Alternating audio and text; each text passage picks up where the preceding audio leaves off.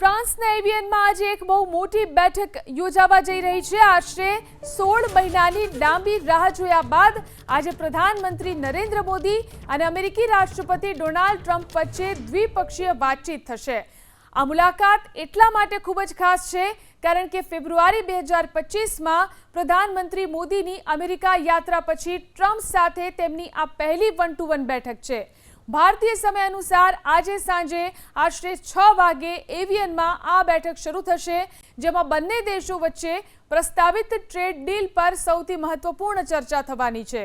આ સિવાય પશ્ચિમ એશિયાની તાજી પરિસ્થિતિ અને ભારત અમેરિકાના વ્યૂહાત્મક સંબંધોને લઈને પણ આજે નવો રોડમેપ તૈયાર થઈ શકે છે।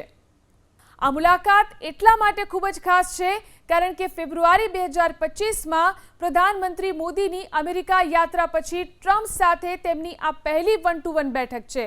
ભારતીય સમય અનુસાર આજે સાંજે આશરે 6 વાગે એવિયનમાં આ બેઠક શરૂ થશે, જેમાં બંને દેશો વચ્ચે પ્રસ્તાવિત ટ્રેડ ડીલ પર સૌથી મહત્વપૂર્ણ ચર્ચા થવાની છે। આ સિવાય પશ્ચિમ એશિયાની તાજી પરિસ્થિતિ અને ભારત અમેરિકાના વ્યૂહાત્મક સંબંધોને લઈને પણ આજે નવો રોડમેપ તૈયાર થઈ શકે છે।